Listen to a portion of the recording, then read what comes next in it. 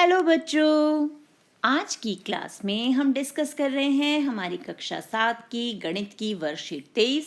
तिथि है 12 दिसंबर 2020 और आज का हमारा टॉपिक है ठोस आकारों का चित्रण। तो अपनी पुस्तक को किसी मेज या जमीन पर रखिए और इसके चारों तरफ रेखा खींचिए। क्या आप इस रेखाओं से घिरी बंद आकृति को उठा सकते हैं?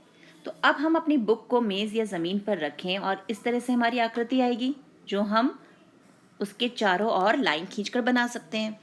अब क्या हम इसे रेखाओं से पकड़कर उठा सकते हैं? इस आकृति की विमाएं कितनी हैं? तो अब हम इस आकृति में देख सकते हैं कि हमारे पास क्या है, एक लंबाई और एक चौड़ाई। इसकी कोई मोटाई या ऊंचाई या गहराई नहीं है, इसलिए हम इसे नहीं उठा सकते। तो इस प्रकार की आकृतियों को द्विविमीय आकृति कहते हैं, क्योंकि इसमें दो ही विमा है ना, एक लंबाई और एक चौड़ाई। तो इन्हें 2D यानी 2 डायमेंशनल फिगर्स बोलते हैं। तो क्या आपको निम्न द्विविमीय आकृतियों के नाम याद हैं? तो ये कैसी आकृति है हमारी? ये है हमारा आयत। फिर ये तो हमें पता है हमारा वृत्त। फिर 3 भुजाओं वाला त्रिभुज। ये समलंब चतुर्भुज। चतुर्भुज तो है ही, लेकिन कैसा है? समलंब चतुर्भुज। और ये है 4 बराबर भुजाओं वाला हमारा वर्ग। तो क्या आप अपनी पुस्तक को उठा सकते हैं? अभी हमने देखा जब हमने पुस्तक से ये आकृति बनाई उसे हम उठा नहीं पा रहे थे, लेकिन आप अपनी बुक को उठा के देखो तो जरा सोचिए क्यों आप उसे क्यों उठा पा रहे हैं।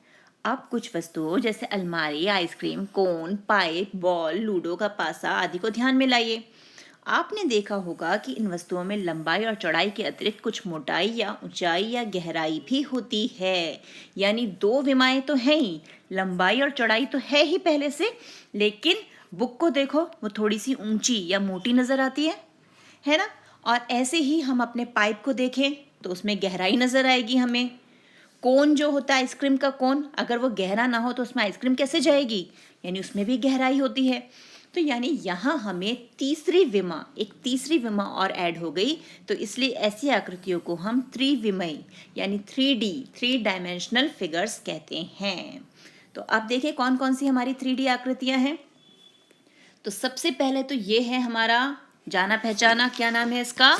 बेलन। तो ये है बेलन। ये है घन जिसकी सभी भुजाएं बराबर है। ये है हमारा घनाभ और यहाँ आ गया हमारे पास शंकु। तो ये हमारी 3D आकृतियां हैं यानी 3 विमीय आकृति। अब हम देखते हैं जो हमारी 3 विमीय आकृतियां हैं इनके क्या क्या भाग होते हैं। तो सबसे पहले होता है फलक, जिसे हम फेस भी बोलते हैं। तो किसी ठोस आकृति के सपाट पृष्ठ उसके फलक कहलाते हैं। शीर्ष किसी ठोस आकृति के कोने उसके शीर्ष कहलाते हैं और किनारे उस आकृति के ढांचे के रेखाखंड या कोर उसके किनारे कहलाते हैं। अब ये जो फलक होता है हमारा सपाट पृष्ठ भी हो सकता है और वक्र पृष्ठ भी होता है। सपाट पृष्ठ के साथ साथ हमारा एक होता है वक्र पृष्ठ। जैसे ये बेलन है, बेलन में हमारे पास यहाँ एक वक्र पृष्ठ भी है। सपाट तो ये 2 हैं ही, ये जो 2 हमारे वृत्ताकार हैं ये 2 सपाट हैं, लेकिन एक वक्र भी है। उसी प्रकार शंकु में नीचे जो हमारा वृत्ताकार है ये तो सपाट है ही, लेकिन एक वक्र पृष्ठ भी हमारे पास इसमें है। तो अब हम घन की सहायता से देखते हैं कि जो ये सपाट हिस्से हैं, ये हिस्से जो हैं ये हैं हमारे फलक यानी फेस। और ये जो लाइनें हैं जहाँ पर हमारे 2 फलक जुड़ रहे हैं आपस में ऐसे, ये हैं हमारे किनारे जिन्हें इंग्लिश में बोलते हैं एजेस। और ये जो कॉर्नर्स हैं, ये बिल्कुल कोने जो हैं हमारे, ये होते हैं शीर्ष। तो पता चल गया शीर्ष, किनारे और फलक। अब देखें जाल क्या होता है। जाल मछली वाला जाल नहीं है ये जाल वह आकृति है जो किसी ठोस आकृति को खोलने पर प्राप्त होती है। तो क्या करो, कोई भी जैसे मैच बॉक्स है, माचिस की डिब्बी है, होती है ना खाली घर में, उसे खोल कर देखो, पूरा उसे खोलो तो आपको उसकी जाल यानी जिससे वो आकृति बनी है वो मिल जाएगा। अब नेक्स्ट है कि अपने आसपास की ठोस आकृतियों को या ऊपर दी गई ठोस आकृतियों के चित्रों को देखकर हमें ये तालिका पूरी करनी है। तो हमें तालिका में क्या क्या दिया हुआ है, ठोस आकृतियों के नाम दिए हुए हैं, फलक, किनारे और शीर्ष हमें उसके बताने हैं। तो हम जो फेसिस है यानी फलक वाला जो पोर्शन है इसे 2 पार्ट्स में डिवाइड कर लेते हैं। एक हो जाएगा हमारा सपाट वाला और एक हो जाएगा वक्र वाला। तो सबसे पहले है हमारा घनाप।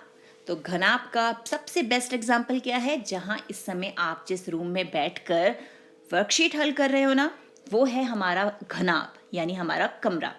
तो अब वहां पर ध्यान से देखो, सपाट पृष्ठ, सपाट पृष्ठ कौन से होंगे, हमारी दीवारें, हमारा फर्श और हमारा छत जो है। तो जरा गिनो, 4 दीवारें, एक फर्श, एक छत, कितने हो गए फलक, 6 फलक हो गए। वक्र वहां पे कोई भी नहीं है। अब किनारे, जहां पर हमारी छत और दीवार मिल रही है या छत और हमारी दीवारें आपस में मिल रही हैं, फर्श और दीवारें मिल रहे हैं, तो हमारे पास कितने हैं ऐसे किनारे, ये हैं 12। और कोने, शीर्ष, कमरे में कितने कोने दिख रहे हैं आपको, हमारे पास हैं 8 शीर्ष, 8 कोने। अब बारी आ गई बेलन की। बेलन अभी मैंने ऊपर भी आपको बताया था, बेलन में सपाट पृष्ठ हो गए 2 और एक ये है हमारा वक्र पृष्ठ। किनारे, किनारे भी यहाँ पर क्या है 2, जो हमारे वक्र किनारे हैं ये, और शीर्ष यानी कोना, कोना तो कोई भी नहीं है इसमें, तो 0 कोने। अब बारी आई शंकु की, यानी हमारी ये आकृति। यहाँ पर एक सपाट पृष्ठ है, एक हमारे पास ये वक्र पृष्ठ है, और कोना देखें तो कोना एक है और ये किनारा तो वो भी एक है। हो गया ये भी। अब बारी आई घन की। तो घन में सेम वही इसके डायमेंशंस चलते हैं जो घनाप के हैं। यहाँ भी 6 फलक होते हैं, कोई भी कर्व फलक नहीं होता यानी वक्र पृष्ठ नहीं होता। किनारे 12 होते हैं और शीर्ष 8 होते हैं। बस घन और घनाप में अंतर क्या है कि घन की सारी भुजाएं जो होती हैं वो बराबर होती हैं। अब देखें आगे क्या है, निम्न जालों का उनकी सही ठोस आकृति के साथ मिलान कीजिए। यानी अगर हम इन आकृतियों को खोलें तो ये देखने में कैसी लगेंगी। अब सबसे पहले है घन, घन को खोला तो कैसा लगेगा, कुछ इस प्रकार का। फिर है बेलन जिसमें 2 वृत्त हैं, तो ये दिखेगा ऐसा।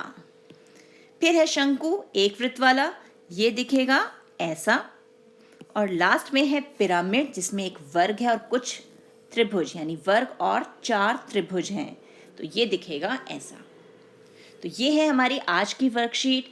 इसी प्रकार के और प्रश्नों का अभ्यास कीजिए और इन आकृतियों को भी बनाने का अभ्यास कीजिए। तो मिलते हैं एक और वीडियो में, तब तक keep practising and enjoy math.